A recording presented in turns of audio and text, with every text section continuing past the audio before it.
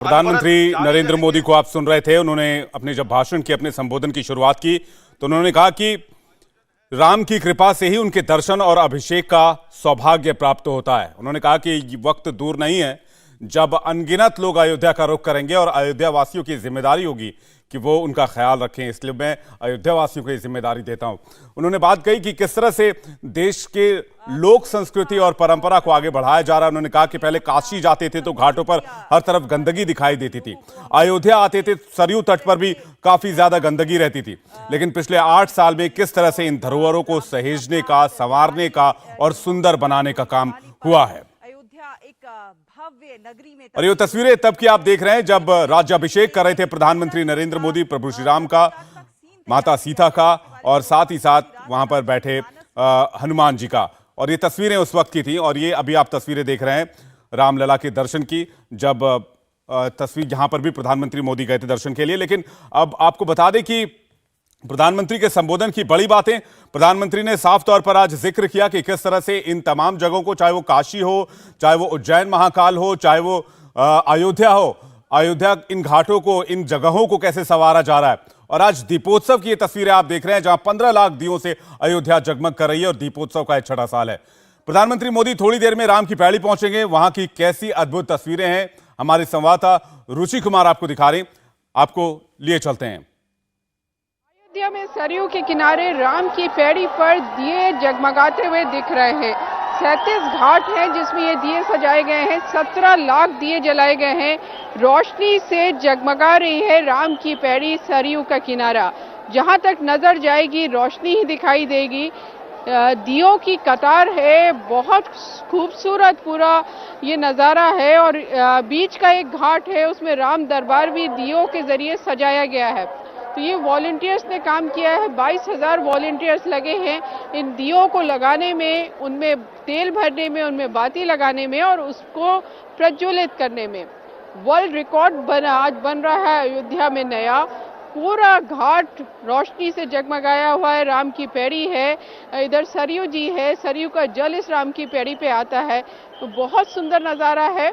प्रधानमंत्री मोदी यहाँ पर हैं और एक नया रिकॉर्ड बनेगा। साथ में भव्य दीपोत्सव इस बार का, जो पहले 2017 से अयोध्या में दीपोत्सव होना शुरू हुए हैं, हर साल दीपोत्सव भव्य होता गया है। और आज का, इस साल का दीपोत्सव की जो शोभा है वो देखने लायक है।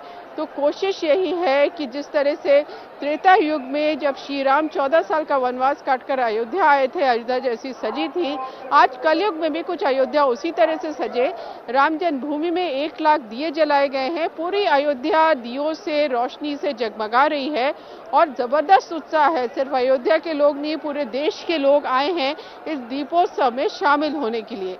तो प्रधानमंत्री मोदी आए हैं तो साथ में देश के बहुत अलग अलग हिस्सों से लोग यहाँ आए हैं इसका मजा लेने के लिए, इसका आनंद उठाने के लिए कि किस तरह से अयोध्या रोशनी में जगमगा रही है।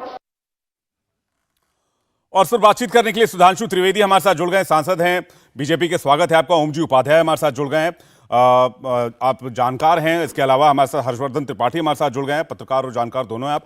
और हर्षवर्धन त्रिपाठी हमारे साथ जुड़ गए हैं जो कि हमारे स्टूडियो में ही मौजूद है। आपका भी बहुत बहुत स्वागत है। सुधांशु त्रिवेदी के पास पहले जाना चाहेंगे। सुधांशु जी, योगी आदित्यनाथ ने कहा कि जो हमारी, यानी कि भारत की जो लोक संस्कृति की परंपरा है, जो भारत के जो संस्कार हैं, उसको आगे बढ़ाने के लिए, उसको सहेजने के लिए और उसको दुनिया तक पहुंचाने के लिए यह करना बहुत जरूरी था। आज की जो अद्भुत तस्वीरें आ रही हैं और योगी आदित्यनाथ के इस कमेंट पर आप क्या कहेंगे?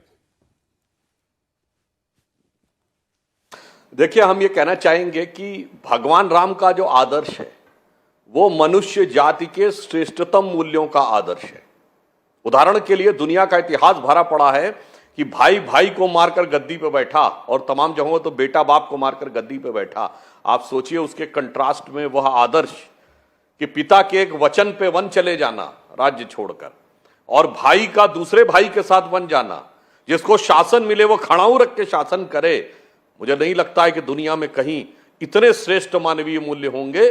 तो मानी हुई बात है, भारत के लिए ही नहीं, संपूर्ण दुनिया के लिए यह भव्य राम मंदिर एक प्रेरणा स्रोत होने जा रहा है, जो योगी जी ने कहा था। दूसरा मैं उदाहरण देता हूं। आज रशिया और यूक्रेन का युद्ध चल रहा है। तो पहले क्रीमिया का एनेक्सेशन कर लिया और यूक्रेन के 3 प्रोविंसेस का एनेक्सेशन कर लिया। पिछले 60, 70, 80 सालों में आप देखिए, जिस देश ने दूसरे को जीता एनेक्सेशन कर लिया, अपने में मिला लिया। परंतु भगवान राम ने जब श्रीलंका पर विजय प्राप्त की तो क्या अपने में मिलाया? नहीं। अपना कोई प्रतिनिधि नियुक्त किया? नहीं। क्या उससे कोई संधि करके बाध्य किया? नहीं। केवल मूल्यों की स्थापना और उसके बाद स्वधर्मे निधनम श्रेयो परधर्मो भयावह, जो बाद में गीता में भी कहा गया। इसलिए डिप्लोमेसी हो या परिवार, राजनीति हो या समाज, विश्व के श्रेष्ठतम मूल्यों का प्रतीक भगवान राम का आदर्श है। और भगवान राम का मंदिर भारत ही नहीं, हिंदू समाज ही नहीं, संपूर्ण मानवता को यह याद दिलाएगा कि श्रेष्ठतम मूल्य क्या होते हैं, जिनके द्वारा परिवार से लेकर और विश्व तक सह अस्तित्व के साथ रहा जा सकता है। तो मैं मानता हूं कि योगी जी ने जो बोला है वो उस दिशा में आगे बढ़ाया। और एक बात जो प्रधानमंत्री जी ने बोली, शायद आप लोगों ने ध्यान दिया हो, हमारे संविधान के मूल प्रति में जो भगवान राम का चित्र अंकित है, वह संयोग से जानते हैं किस पृष्ठ पर है? जहां फंडामेंटल राइट्स का उल्लेख है। यानी हमारे जितने भी, तो वो मर्यादा पुरुषोत्तम है। तो पहले तो वो राज्य को यह बता रहे हैं कि तुम्हारी मर्यादा यह है कि हर नागरिक का मूल अधिकार सुनिश्चित हो, और हर नागरिक को यह स्मरण दिला रहे हैं कि आपका अधिकार मर्यादा में ही रहना चाहिए, दूसरे के अधिकार का अतिक्रमण करके आपका मूलभूत अधिकार रहना राष्ट्र के हित में नहीं है। तो इसलिए मैं कहता हूं, इतना उदात्त चरित्र है कि पुनि पुनि कितने हु सुने सुनाए, ये की प्यास बुझत न बुझाए। यानी आप कितना भी इसको सुनिएगा तो आपको नित नई चीज उसमें से उभर कर ज्ञान का एक नया स्रोत और एक नया आयाम उसमें दिखाई पड़ेगा। जी सुधांशु जी, एक कमेंट में ओम जी उपाध्याय से ले लूं, जल्दी से, इतिहासकार वो हमारे साथ जुड़े हुए हैं। ओम जी, ये तस्वीरें बताती हैं कि भारत का जो संस्कृति है वो कितने सालों तक इस पर प्रकाश नहीं डाला गया, इसको आगे नहीं आने दिया गया, और अब ये हो रहा है। जी निश्चित रूप से मुझे ये बहुत स्पष्ट तरीके से लगता है कि जिस धर्म, अध्यात्म और संस्कृति के बल पर हम दुनिया में विश्वगुरु के रूप में जाने गए, पूजे गए, उसे दरकिनार करने का प्रयास किया गया। मैं तो कहता हूं कि हम 800 साल लगभग संघर्ष में रहे, मैं दास्ता नहीं कहता उसे, और उसमें जो हमारी लड़ाई थी, मैं केवल 200 वर्षों पे लिमिट करूं आपकी बात का जवाब देने के लिए, जो हमारी लड़ाई थी वो केवल राजनीतिक सत्ता के हस्तांतरण की लड़ाई नहीं थी, वो स्व की लड़ाई थी, अपने धर्म, अपनी संस्कृति की पुनर्स्थापना की लड़ाई थी, पुनरुत्थान की लड़ाई थी। उससे 1947 के बाद अभी कोई ये बोल रहा था कि 1947 में हो जाना चाहिए था, निश्चित रूप से हो जाना चाहिए था, मैं कोई राजनीतिक टिप्पणी नहीं कर रहा, लेकिन शायद उस समय सत्तासीन लोगों में उस राष्ट्र भाव का अभाव था जिससे कोई भी समाज अपनी संस्कृति पर, अपने धर्म पर गर्व करता है। अभी जो मोदी जी ने अभियान जिया है, जिसको लेकर वो चल रहे हैं, वो हमें हमारी सांस्कृतिक जड़ों से जोड़ने का प्रयास कर रहा है, वो हमारे उसी उन्नत स्वरूप को फिर से उजागर करने का प्रयास कर रहा है। मैं सुधांशु जी से एक और सवाल ले लूं जल्दी से।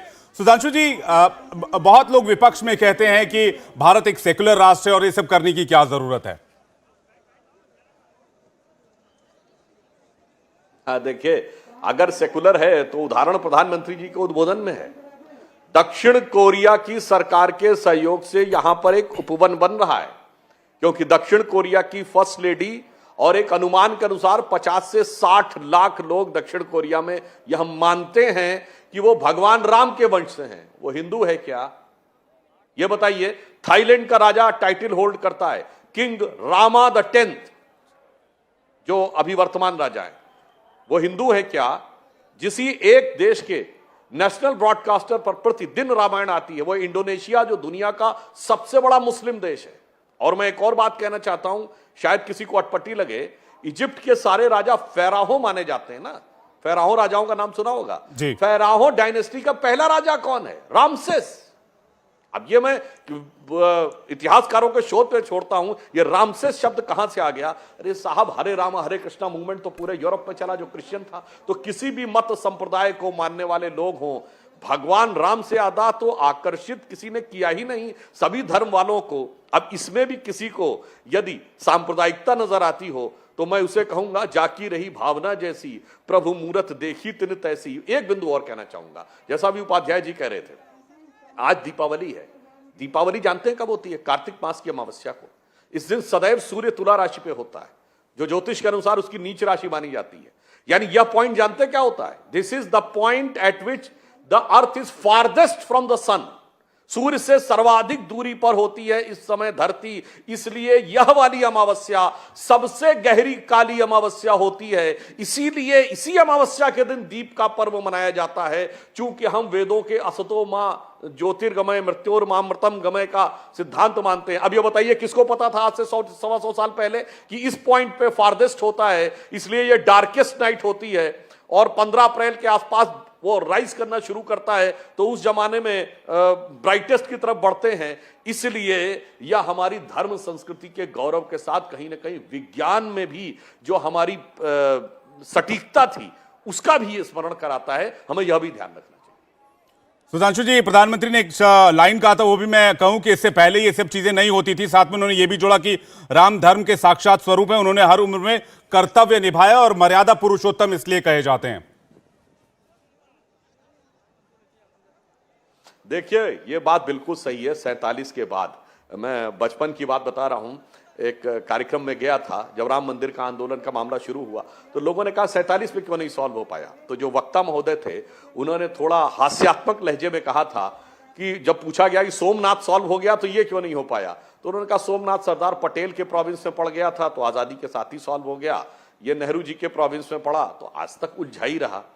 वास्तविकता ये थी कि जो लोग सत्ता में आए उनके मन में आत्म गौरव नहीं था। एक राजनीतिक बात करने से पहले एक कोट बता दूं। 18 मई सन 2014 को, 16 मई 2014 को हमारी सरकार आई है, स्पष्ट बहुमत मिला है। 18 मई 2014 को लंदन से प्रकाशित होने वाले संडे गार्डियन ने अपने एडिटोरियल यानी संपादकीय में यह लिखा कि 16 मई 2014 का दिन उस दिन के रूप में भारत के इतिहास में माना जाना चाहिए जिस दिन ब्रिटिशर्स फाइनली लेफ्ट इंडिया, यानी अंग्रेजों ने अंततः भारत को पूर्णता छोड़ दिया। चूंकि 47 के बाद ज्यादातर समय उन प्रकार के लोगों का शासन रहा जो विचार और व्यवस्था में ब्रिटिश कॉलोनियल लीगेसी यानी ब्रिटिश साम्राज्यवादी विरासत का ही प्रतिनिधित्व करते थे। पहली बार एक ऐसे विचार के हाथ में सत्ता आई है जिसका ब्रिटिश औपनिवेशिक विचारधारा कॉलोनियल लीगेसी की विरासत से कोई लेना देना नहीं है। शायद इसीलिए उस समय रहा और मोदी जी ने आकर जो किया है, आप देखिए, चाहे केदारनाथ बद्रीनाथ में जो हुआ, वहां पर शंकराचार्य जी की मूर्ति, तेलंगाना में रामानुजाचार्य जी की मूर्ति, महाकाल, आपने जिस ढंग से देखा काशी विश्वनाथ का कॉरिडोर, तो यह भारत की चेतना का प्रकटीकरण है, यह भारत की वास्तविक शक्ति का प्रकटीकरण है। और वह शक्ति सिर्फ हमारे लिए नहीं, पूरी दुनिया को आदर्श देने के लिए था। मगर अफसोस की बात है, खैर वो जो भी हो गया। अब मैं ये कहना चाहता हूं कि आज जो दृश्य दिखाई पड़ रहा है, तो अब सारी पुरानी बातों को छोड़कर सकारात्मक दिशा में सभी लोग मिलकर आगे बढ़े, क्योंकि राम राज्य का आदर्श तो यह कहता है कि बैर न कर काहू संग कोई, राम प्रताप विषमता कोई, किसी से कोई बैर भाव नहीं है। और अयोध्या का तो शब्द का अर्थ ही ये है जहां कोई युद्ध का भाव ना हो, किसी से संघर्ष का भाव ना हो, किसी द्वंद्व का भाव ना हो, इसीलिए वो भगवान राम की राजधानी है। तो हम तो ये कहते हैं अब जो हो गया जाने दीजिए, पर अब ईमानदारी से आगे बढ़िए और मोदी जी के नेतृत्व में जो ये भारत महान भारत बनने की तरफ बढ़ रहा है, 21वीं सदी में दैदीप्यमान स्वरूप उभर के आने वाला है जो सामने दिख रहा है, उस दिशा में सभी लोग अपना योगदान करें तो यह राष्ट्र के लिए अधिक उचित और अच्छा होगा। इंडिया टीवी हर वक्त हर जगह डाउनलोड करने के लिए सर्च करें India TV news Google play store या ऐप स्टोर पर।